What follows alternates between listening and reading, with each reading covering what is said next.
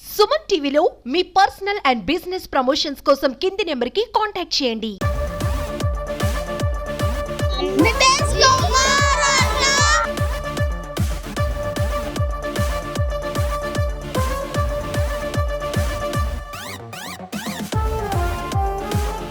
అండి మీ పేరు? నా పేరు కుమార్ రెడ్డి అండి. కుమార్ రెడ్డి గారు, సో ఆస్ట్రేలియాలో జరిగిన బాక్సింగ్ డే టెస్ట్ లో సో మన నితీష్ రెడ్డి గారు సో సెంచరీ సాధించారు. సో మన వైజాగ్ పీపుల్ చాలా గౌరవపడుతున్నారు. సో తను మన వైజాగ్ పీపుల్ అవడం వల్ల దాని మీద మీ ఒపీనియన్ ఏంటండి? ఫస్ట్ ఆఫ్ ఆల్, రెండు తెలుగు రాష్ట్రాల తెలుగుదేశం యువ కిరీటం మన నితీష్ కుమార్ రెడ్డి. మనోడు అక్కడ బాక్సింగ్ ఆస్ట్రేలియాలో 6 వికెట్లు పడిపోయిన తర్వాత చాలా క్లిష్టమైన పరిస్థితుల్లో మంచి పార్ట్నర్షిప్ ఇచ్చి సెంచరీ కొట్టడం అనేది, ఆ సెంచరీ కూడా ఎంతో ఉత్సాహభరితంగా దాన్ని ఏమంటారు, కిక్కిరిసిపోయి ఒక ఉత్కంఠ పోరులో ఆ సెంచరీ కొట్టే విధానం కానీ, కాన్ఫిడెంట్ కానీ, ఇది వైజాగ్ పీపుల్గా ఉన్నందుకు ఒక ఆనందం. కానీ రెండు తెలుగు రాష్ట్రాల యువ కిరీటం నితీష్ కుమార్ రెడ్డి. ఒక టెస్ట్ మ్యాచ్లో ఇంత చక్కగా ఆడడం వచ్చి ఆడాడంటే మిగతా అన్ని ఈవెంట్లలో T20లోని ఆటల్లోని మీరు అబ్జర్వ్ చేసి ఉండొచ్చు. సన్ రైజ్ పక్క ఆడిన ఆడతీరు అవకాశం వచ్చిన ప్రతిసారి సద్వినియోగం చేసుకున్నాడు. ఇది మంచి allrounder, best batsmen, best fielder, best bowler. అలాంటి ఆల్రౌండరు దొరకడం మనకి ఈ తెలుగు రాష్ట్రాల వైపు నుంచి ఉండి తెలుగుదేశంగా మనం వెళ్ళడం మామూలు విషయం కాదు. చాలా చాలా చాలా చాలా ఆనందంగా ఉంది. వైజాగ్ పీపుల్సే కాదు, మొత్తం క్రికెట్ ఆడుతున్న ప్రతి ఒక్కొక్క యువకరిటానికి మనోడు నాకు ఆదర్శంగా నిలిచాడు. అది మామూలు వర్ణించలేని విషయం అండి. మా అందరికీ చాలా హ్యాపీగా ఉంది. ఈరోజు అయితే చెప్తున్నాను, ఆ టెస్ట్ మ్యాచ్ అంటే టెస్ట్ మ్యాచ్లో ఉండదు, అక్కడ ఒక యుద్ధం. వాళ్ళ నాన్నగారు ఆ ఎమోషన్ అవన్నీ చూస్తుంటే మాకు ఆయనకి అక్కడ సెంచరీ కొడుతున్న మా అందరం ఇక్కడ దేవుడు ప్రేయర్ చేస్తాం. దేవుడు ఎలాగైనా సెంచరీ అయిపోవాలి, ఆ సిరాజ్ ఎలాగైనా ఒక డాట్ పెట్టాలి, సెంచరీ కొడాలని. అది కొట్టగానే మా అందరికి బూస్బంప్స్ వచ్చాయి. అది ఎక్సలెంట్. నేనైతే చెప్తున్నాను, అలాంటి ఆల్రౌండ్ దొరకడం మనకి చాలా చాలా అదృష్టం. అన్ని ఈవెంట్లలో అతనికి అవకాశం ఉందని మేము అందరూ కోరుకుంటున్నాం. అండి మీ పేరు? నా పేరు దినేష్. దినేష్ గారు, సో ఆస్ట్రేలియాలో జరిగిన బాక్సింగ్ డే టెస్ట్ లో మన నితీష్ కుమార్ రెడ్డి, మన వైజాగ్ కుర్రవాడు, సో సెంచరీ సాధించడం అనేది చాలా అద్భుతం అనేది చెప్పొచ్చు. ప్రతి ఒక్కరు కూడా ఆనందంగా చాలా భావిస్తున్నారు. సో దాని మీద మీ ఒపీనియన్ ఏంటండి? నిజంగా అన్ఎక్స్పెక్టెడ్. ఇది మాత్రం అనుకోలేదు అసలు. 6 వికెట్లు పడిపోయిన తర్వాత అలా ఆడుతారని అస్సలు అనుకోలేదు. కాకపోతే అక్కడ ఎమోషనల్ అని నేను చెప్తున్నాను, వాళ్ళ నాన్నగారు ఎంత ప్రేయర్ చేశారో తెలియదు, కానీ మేమైతే మాత్రం ఇక్కడ మాకు గూస్ బంప్స్ వస్తే అలాగే ఒక్కొక్కరు అంటే సెంచరీ అవుతుందా లేదా అనేది.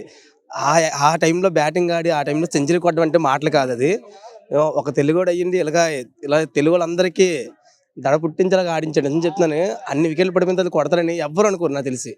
కానీ ఒక మాదిరిగా ఆడలేదు అని చెప్పాలంటే మాత్రం ఇలాంటి వాళ్ళని ఎలా స్టేజ్లో ఉంచాలంటే అలా స్టేజ్లో ఎంకరేజ్ చేస్తే మాత్రం ఎక్కడికో తీసుకెళ్తాం. మన ఇండియాకి ఎంతో పేరు తెస్తాను. సో చాలా మంది అంటున్నారు, మన ధోని తర్వాత ఇంకొక ధోని లాగా మన నితీష్ రెడ్డి అయితే రెడీ అవుతారు. రావచ్చు, నిజంగా చెప్తున్నాను రావచ్చు. ఎందుకంటే అలాంటి ప్రెజర్లో కూడా కంట్రోల్ చేసి కొట్టే క్యాపబిలిటీ ఫస్ట్ ధోనికి ఉంది. తర్వాత ఎలా కంట్రోల్ చేసి కొడుతున్నానంటే ధోని. అదే నితీష్ కుమారే. అంతలాగా ఎంకరేజ్ చేయొచ్చు మనం అయితే నీట్గా.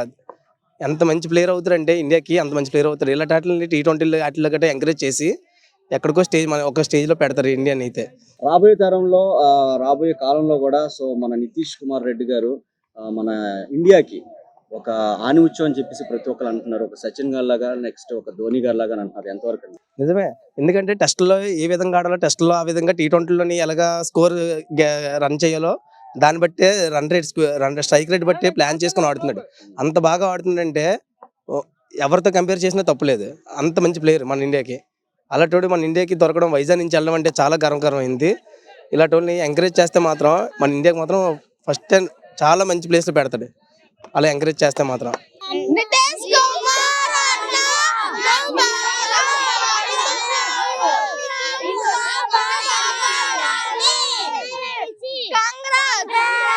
తమ్ముడు నీ పేరేంటి?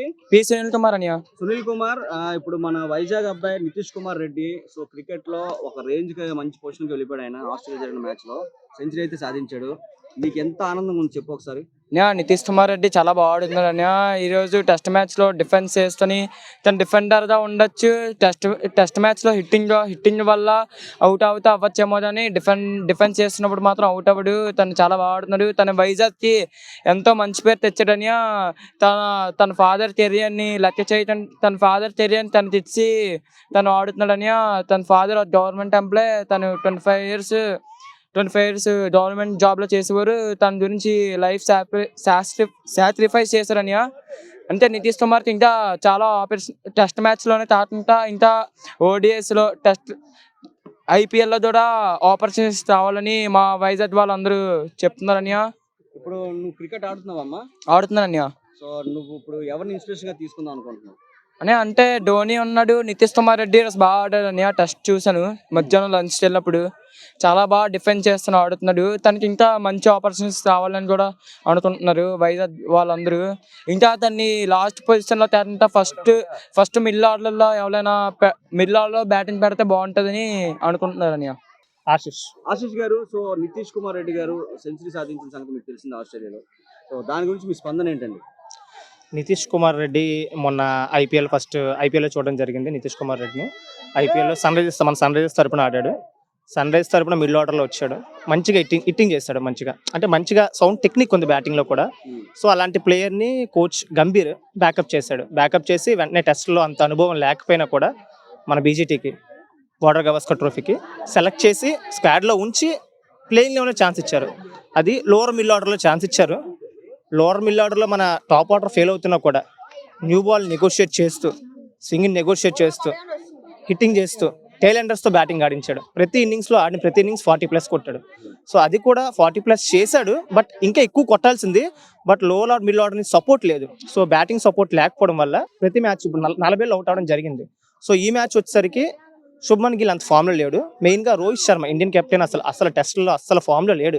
సో రోహిత్ శర్మ కెప్టెన్ ఉండడం వల్లే ఇండియన్ టీంలో కొనసాగుతున్నాడు నాకైతే అనిపిస్తుంది. సో రోహిత్ శర్మని ప్రెజెంట్ తీసేసి సో మన నితీష్ కుమార్ రెడ్డికి టెక్నిక్ ఉంది. సేమ్ చూస్తుంటే కోహ్లీ ఆడినట్టు అనిపిస్తుంది.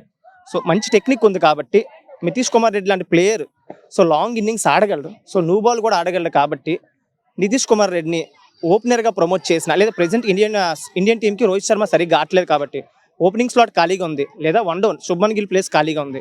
సో శుభ్మన్ గిల్ ఆడుతాడు. బట్ ఫారెన్ కండిషన్స్లో అంత శుభ్మన్ గిల్ అంత ఫామ్ లేదు. సో మన నితీష్ కుమార్ రెడ్డిని 1 డౌన్ కింద పంపిస్తే సో 2 డౌన్ కోహ్లీ వస్తాడు. 1 డౌన్ నితీష్ కుమార్ రెడ్డి వస్తే టాప్ ఆర్డర్ ఎలాగో కేఎల్ రాహుల్ వచ్చాడు కాబట్టి సో రోహిత్ శర్మని ఇంకా తీసేసి, ఎలాగో రోహిత్ శర్మ ఫామ్ పోయింది. సో టెస్ట్లో ఆడతారని గ్యారంటీ కూడా లేదు. ఒకళ్ళు ఆడినా కూడా ఏదో 10 మ్యాచ్లకు ఒక మ్యాచ్ ఇన్నింగ్స్ ఆడుతాడు, మంచి ఇన్నింగ్స్ ఆడుతాడు, కానీ రేర్గా ఆడుతాడు. So Rohit Sharma present captaincy నుంచి తీసేసి సో కెప్టెన్ అవ్వడం వల్లే టీంలో ఉంటున్నాడని నాకు అనిపిస్తుంది.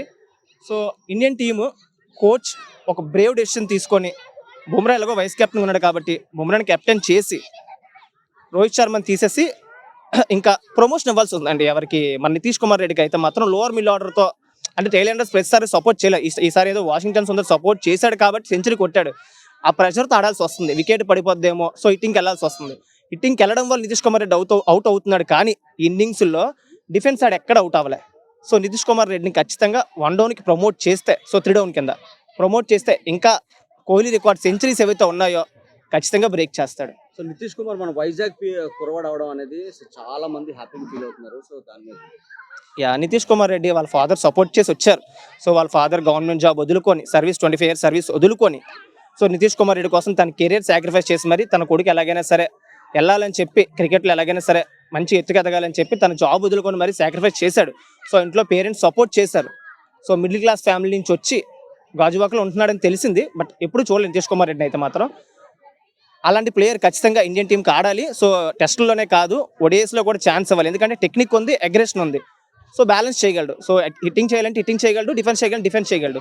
సో అలాంటి ప్లేయర్ 3 ఫార్మాట్ ప్లేయర్ కాబట్టి అలాంటి ప్లేయర్ని బ్యాకప్ చేసుకొని అన్ని ఫార్మాట్లో పెట్టుకోవడం బెస్ట్. ఎందుకంటే ప్రెసెంట్ ఇండియన్ టీం కూడా ఫ్యూచర్ జనరేషన్ చూసుకోవాలి కాబట్టి ప్రెసెంట్ ఎలాగో కోహ్లీ కొన్ని సంవత్సరాలు రిటైర్ అవుతున్నాడు, రోహిత్ శర్మ కూడా రిటైర్ అయిపోతున్నాడు.